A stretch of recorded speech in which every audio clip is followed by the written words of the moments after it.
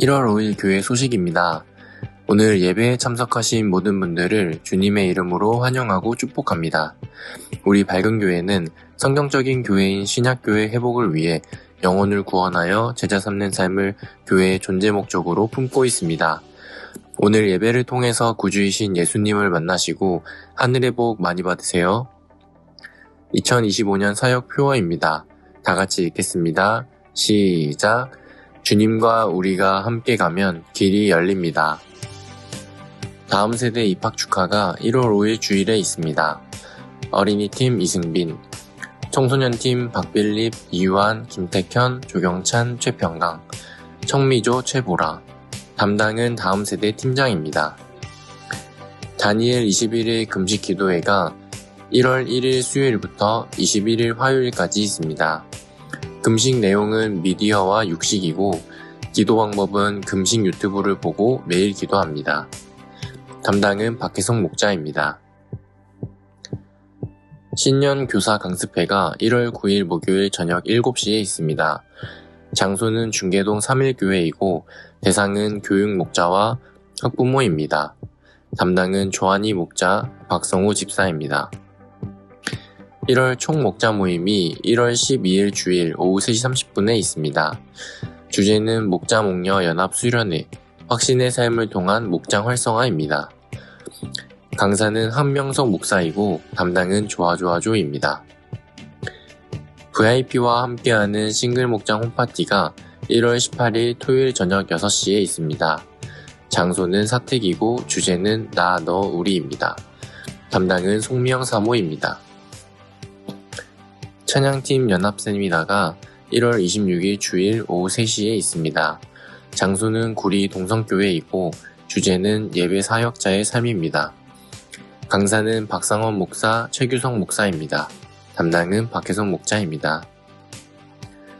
가정교회 싱글 연합 수련회가 25년 2월 6일부터 8일까지 있습니다. 장소는 보라먼이고 회비는 7만원입니다. 담당은 송미영 사모입니다.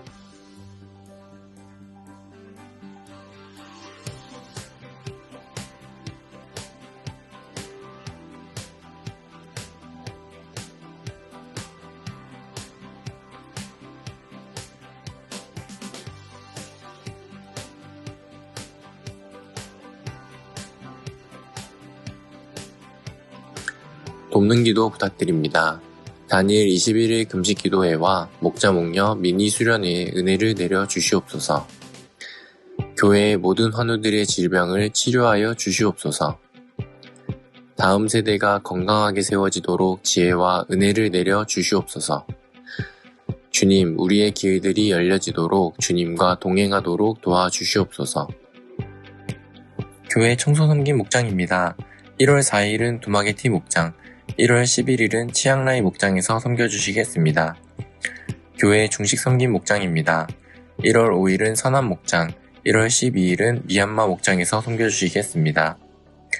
항상 교회를 섬기시는 밝은 교회 가족들이 자랑스럽습니다. 암송 구절입니다. 다 같이 읽겠습니다. 시작! 다윗은 하나님의 은총을 입은 사람이므로 야곱의 집안을 위하여 하나님의 거처를 마련하게 해달라고 간구하였습니다. 사도행전 7장 46절 말씀. 아멘.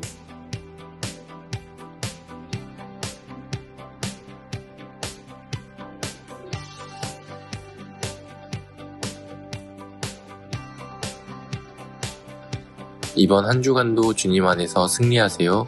감사합니다.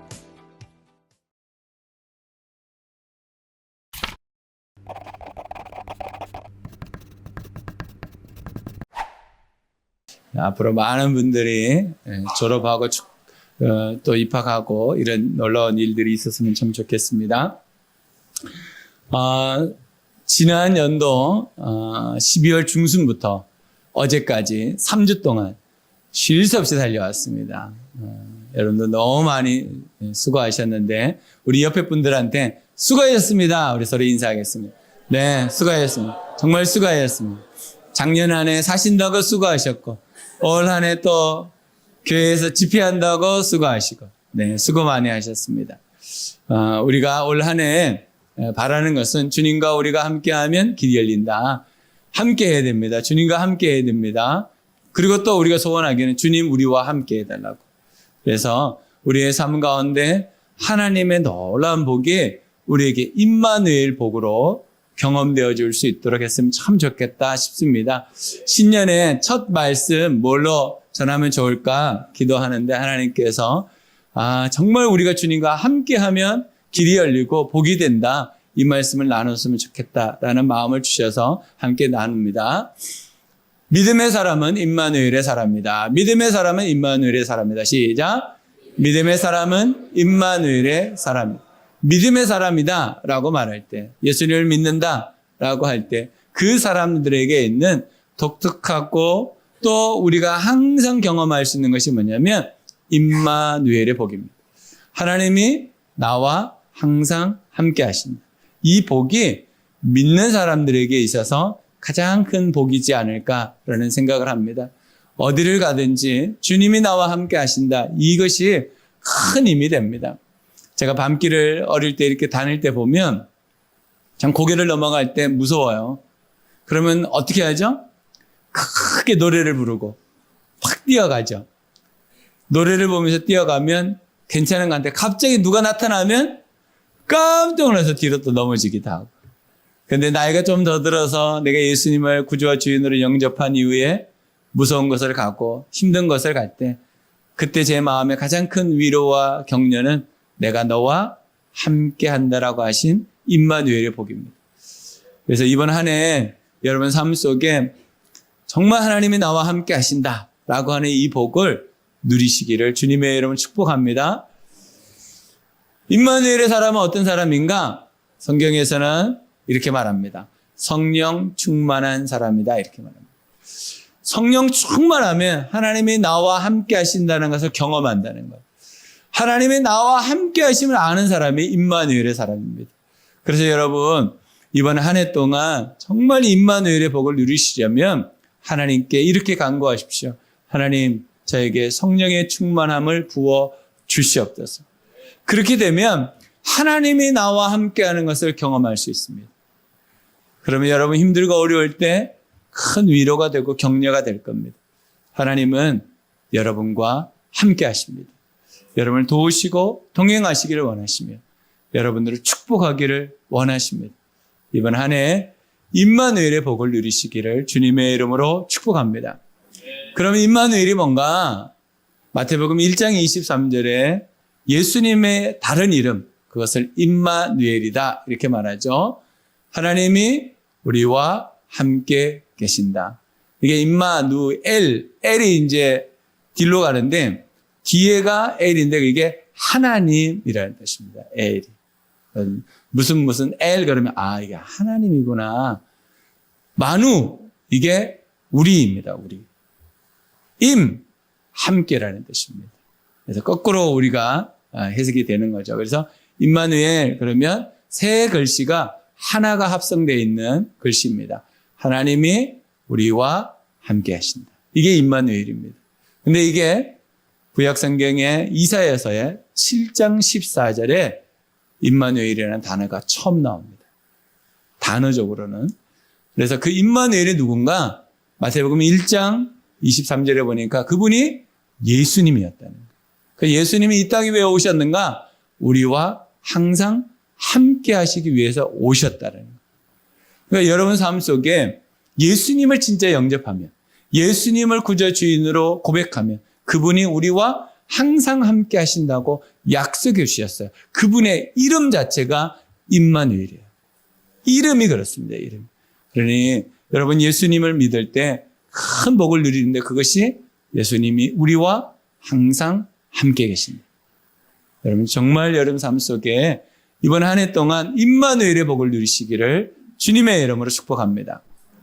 마태복음 28장 20절입니다. 내가 세상 내가 세상 끝날까지 항상 너희와 함께 있을 것이다. 마태복음 1장과 마태복음 28장은 시작과 끝입니다. 근데 시작과 끝이 무엇으로 되어 있냐면 임마누엘로 되어 있습니다. 그래서 우리가 예수 그리스도를 영접하고 예수 그리스도와 함께 살아가면 우리의 삶에는 항상 임마누엘의 복을 누리는 것입니다. 그래서 여러분 삶 속에 하나님이 나와 동행하시는 그 복, 그 임마누엘의 복을 마태복음처럼 시작할 때와 끝날 때에도 항상 이 복을 누리시기를 주님의 이름으로 축복합니다. 그럼 어떻게 임마누엘의 삶을 우리가 살아갈 수 있을까요? 첫 번째는 예수님을 영접합니다. 예수님을 영접합니다. 시작. 예수님을 영접합니다. 요한복음 1장 12절입니다. 그를 맞아들인 사람들, 곧 그 이름을 믿는 사람들에게는 하나님의 자녀가 되는 특권을 주셨습니다. 이 특권이 뭡니까? 하나님의 자녀가 되는 특권입니다. 또 무슨 특권입니까? 임마누엘의 복을 누리는 특권입니다. 하나님의 자녀가 되는 것은 하나님이 나와 항상 함께 한다는 복입니다. 그러니 여러분 이번 한 해를 살아갈 때 내가 어떤 상황과 여건 가운데서도 예수님을 나의 구주와 주인으로 고백하며 사십시오. 그러면 주님이 나와 함께 하시고 그 복을 누리며 살 수 있게 된다라는 것입니다. 그래서 여러분들이 주님이 우리를 잡으실 때 이렇게 잡으신다 그러잖아요. 이렇게 잡으면 내가 놔버리면 끊어지는데 내가 주님이 이렇게 잡고 있으면 내가 아무리 놔도 주님은 나를 놓지 않는 거예요. 임마누엘이 그렇습니다. 내가 부족하고 연약하고 내 상황과 환경 가운데 주님을 잊어버려도 주님은 항상 나와 함께 하십니다. 그것이 임마누엘의 복입니다. 이것을 신명기 31장 6절에 이렇게 기록합니다. 마음을 강하게 하고 용기를 내십시오. 그들 앞에서 두려워하지도 말고 무서워하지도 마십시오. 주 당신들의 하나님이 당신들과 함께 가시면서 당신들을 떠나지도 않으시고 버리지도 않으실 것입니다. 하나님이 약속해 주셨어요. 이 말씀을 갖다가 히브리서 13장 5절에서 얘기하는 거야. 내가 너희들을 떠나지도 않고 버리지도 않겠다. 하나님은 항상 우리와 함께 하시기를 소원하시고 임마누엘 하기를 원하세요. 그러니까 우리가 어떤 생각을 가지고 살아야 되냐면 내 눈에 그분이 보이지 않아요. 내 상황과 여건이 힘들고 어려우면 주님이 나와 함께 하지 않으시나 바로 그 생각이 우리에게 올 수 있습니다.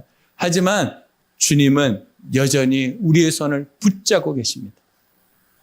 얼마 전에 트럭 사고가 있었죠.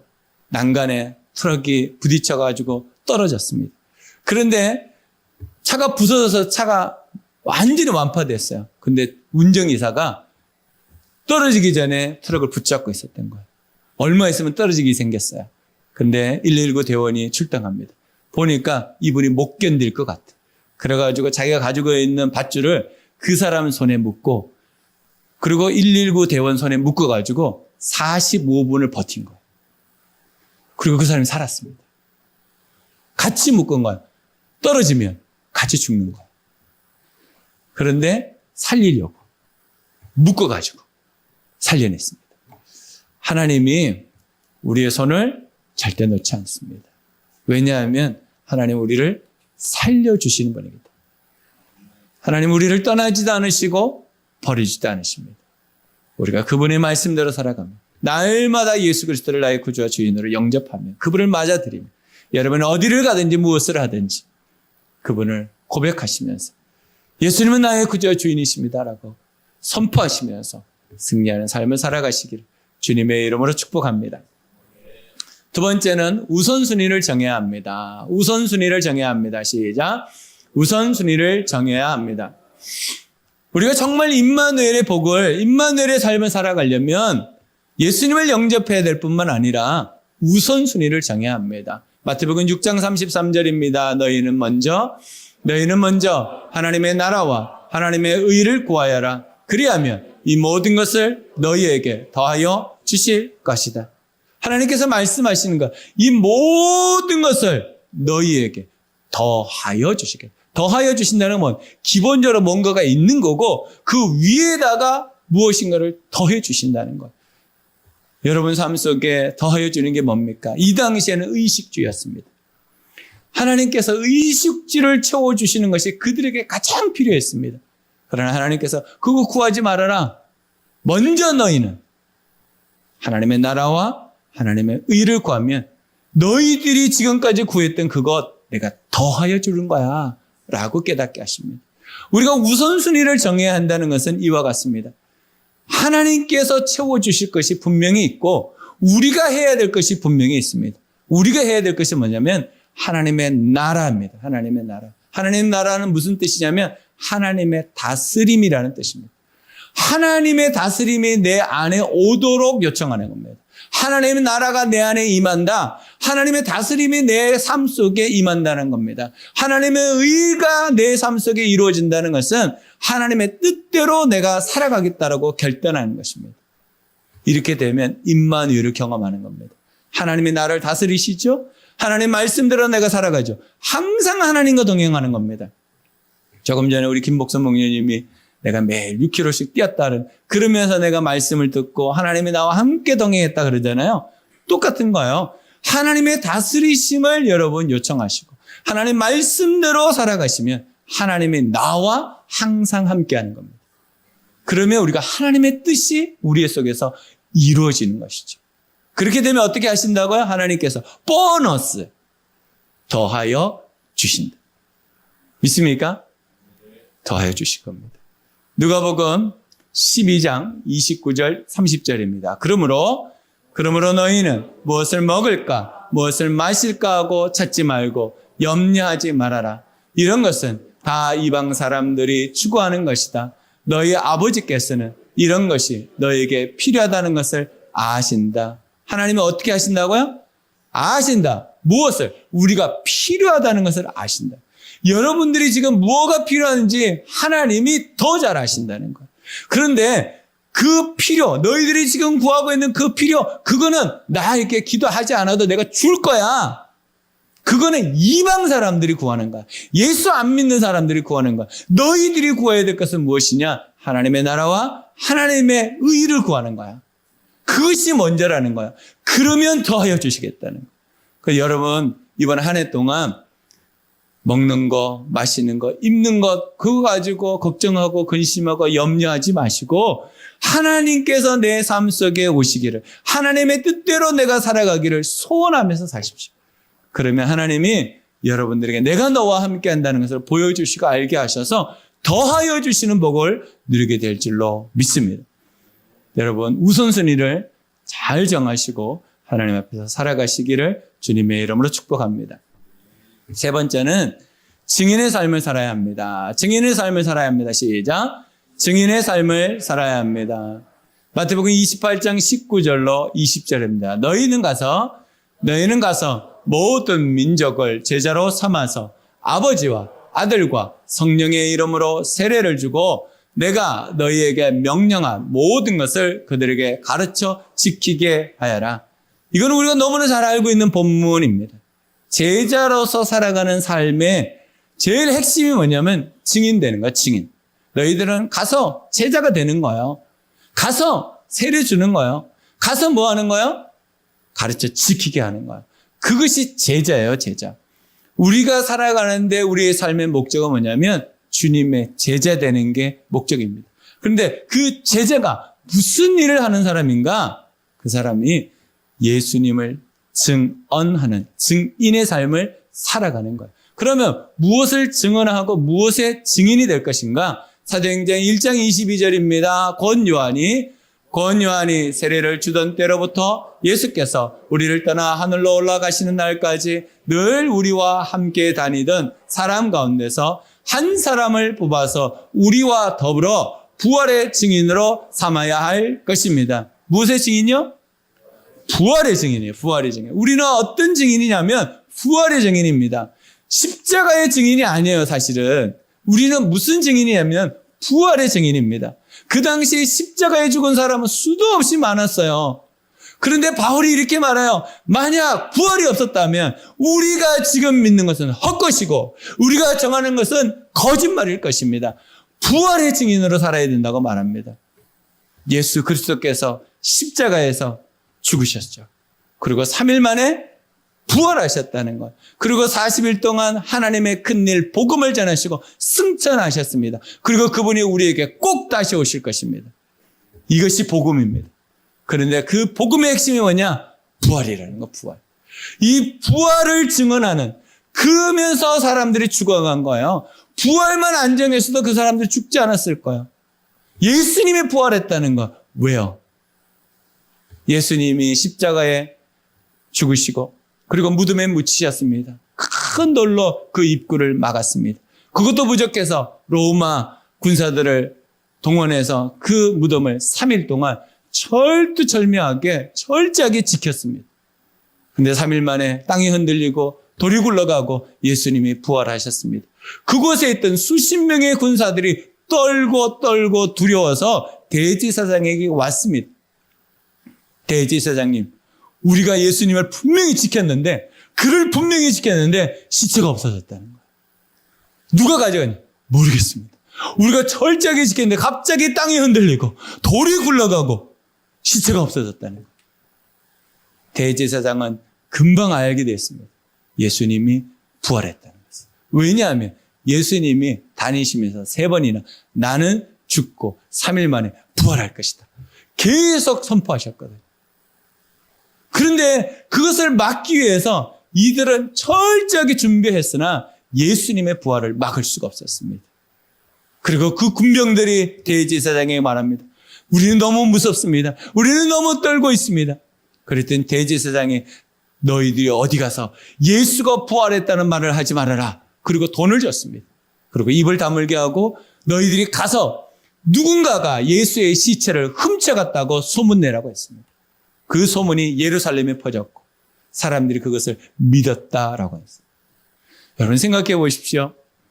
예수님의 제자들이 예수님이 부활했다고 하는 것은 할 수 있습니다. 예수님의 제자들이니까.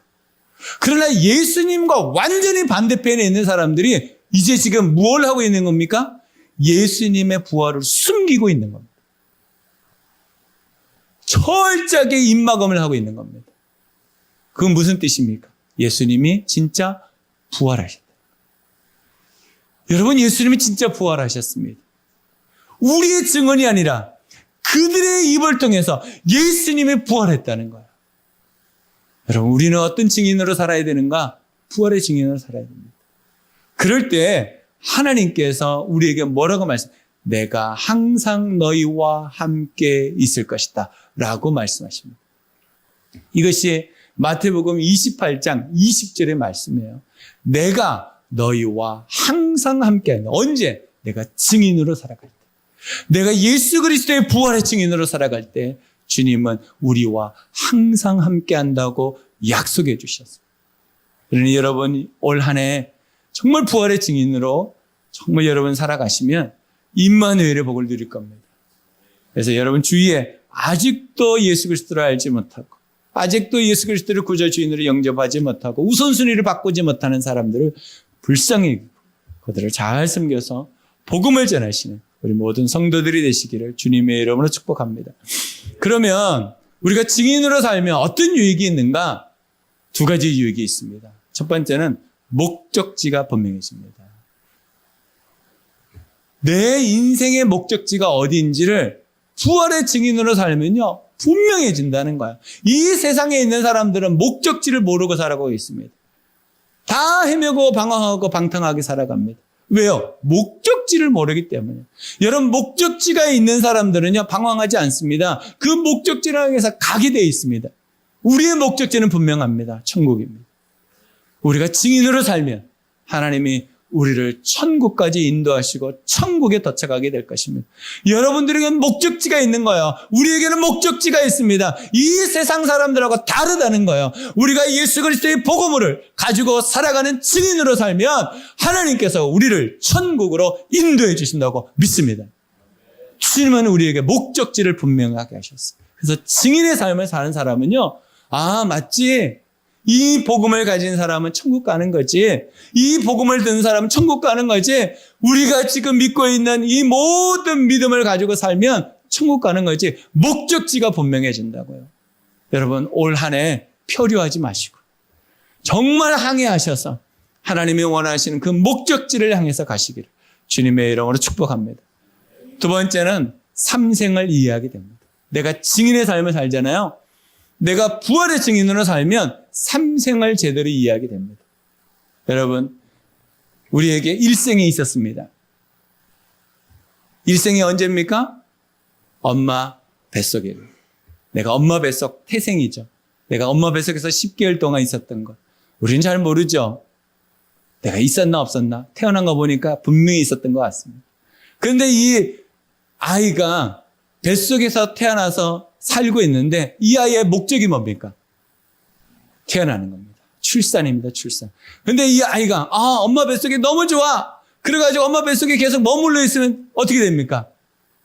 엄마도 위험하고 아기도 위험합니다. 태어나야 돼요. 그래서 뱃속에서 아이가 태생으로 있는 것은 그 일생의 삶은요. 무엇을 위해서 있는 거예요? 출산을 위해서 있는 겁니다. 목표가 출산이에요. 그래서 그 출산하면 그 다음 삶을 살죠. 이생을 살게 됩니다. 그 이생이 인생입니다. 근데 이 인생의 목표가 뭡니까? 여러분의 인생의 목표가 뭡니까? 새해가 됐으니까 여러분 새로운 목표를 정하고 기도하면서 나가잖아요. 여러분 목표 중에 가장 중요한 게 뭡니까? 죽음을 준비하는 겁니다. 출산을 준비하는 것처럼 죽음을 준비하고 살아야 됩니다. 언제 주님이 우리를 불러가실지 압니까? 모른다는 거 알면서도 우리는 내일을 내가 주인이라고 생각합니다. 굉장히 어리석은 겁니다.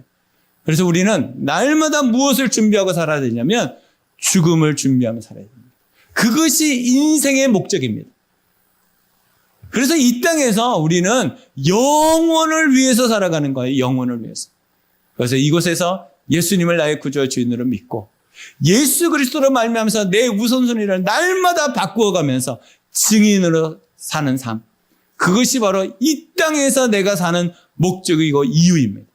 하나님께서 나를 구원하신 이유이고 목적입니다. 그래서 우리는 죽음을 준비하며 사는 것. 그랬을 때 우리에게 하나님께서 삼생을 주십니다. 그것이 바로 영생과 천국입니다. 그래서 여러분들에게 이 삼생이 이해되어진다는 것은요. 내가 복음을 가지고 살고 있다는 것. 내 주변에 아직도 예수 그리스도를 믿지 않고 있는 사람들을 바라보면서 안타까워하고 눈물을 흘리며 그들이 구원받기를 소원하며 살아가고 있다는 것. 그러면 우리는 삼생을 이해합니다. 여러분 삶 속에 올 한 해가 삼생을 제대로 이해하는 한 해가 되시기 바랍니다. 그래서 내 주변에 아직도 예수님을 알지 못하고 살아가는 그 사람들에게 복음을 전해서 부활의 증인이 되어서 승리하는 하나님이 나와 항상 함께 하시는 임마누엘의 복을 누리시기를 주님의 이름으로 축복합니다. 기도하겠습니다.